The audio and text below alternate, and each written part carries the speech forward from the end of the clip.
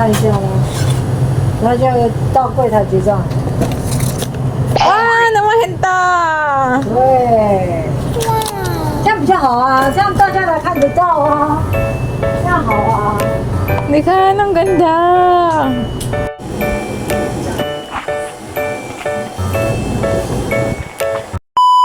Sa mga nagtatanong kung paano nga ba mag-print ng picture gamit ang 7-Eleven iPhone machine at ang ating cellphone.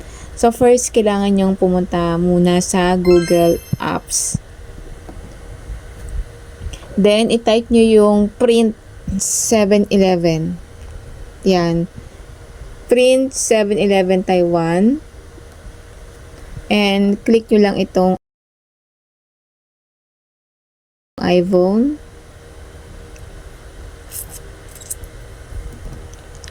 And i-click nyo to guys. Para pumunta yung sa gallery. Yes.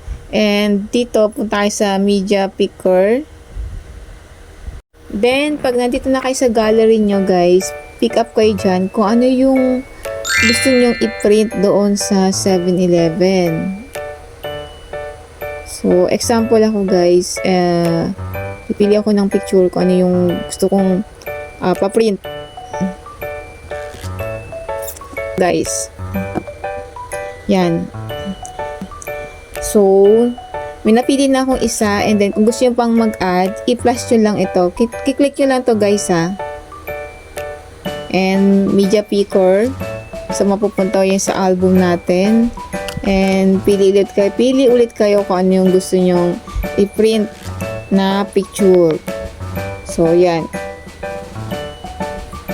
So, dalawa. Kahit ilang pwede, basta click nyo lang itong plus. And pag okay na guys, at nakapamili na kayo ng mga picture na gusto nyong i-print, i-click nyo lang ito. I-check nyo yan. Then, and then, this one. Check. After that, this one. Itong green. So, it means, okay na. Tapos, magbibigay sila ng QR code. Ayan. So, yan na yun.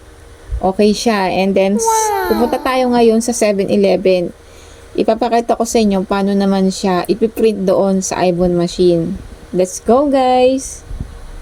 So guys, nandito tayo sa iPhone machine. Kung wala naman kayong internet guys, pwede nyo naman i-screenshot kagaya ko. Ni-screenshot ko siya yung QR codes. So, turo ko sa inyo guys kung paano ba pag-i-scan nito. Kailangan itapat nyo muna siya diyan. Then, click nyo to guys.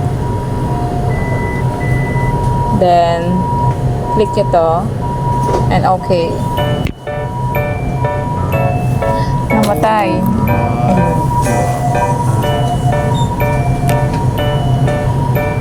So, yan ang lumabas. Ang kiklik nyo dito yung first box. And, okay. Ito na yung bagong update ngayon ng 7-Eleven. Dati kasi wala ito eh. Yan. So, ito yung picture guys. Kung nakikita nyo, ito yung dalawang picture na in-upload ko doon sa cellphone. So, click nyo yan para lumabas yung picture. And, tsaka. Yan. And, click nyo tong okay. So, yan yan guys. Ito yung size guys na picture.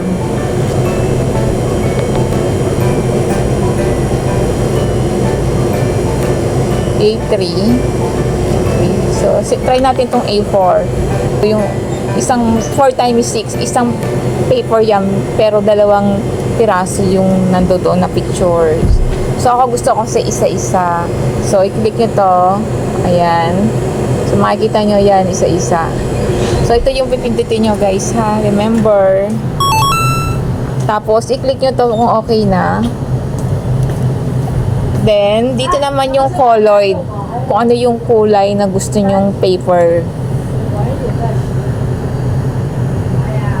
Colored guys, ito yung pipindutin nyo. Ayan. Now, okay, 20 NT, dalawa. Yan. Kaya, yan ka. Okay. Yun, okay na yun. Tapos wait nyo lang na mag-print.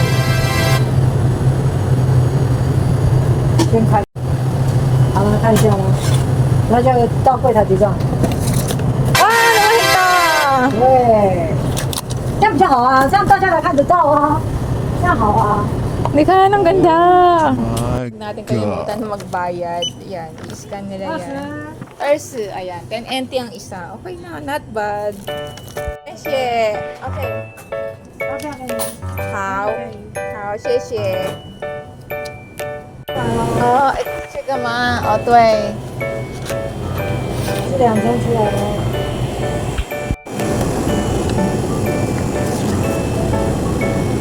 Ito naman ang maliit guys. Ito lang yung i-click nyo.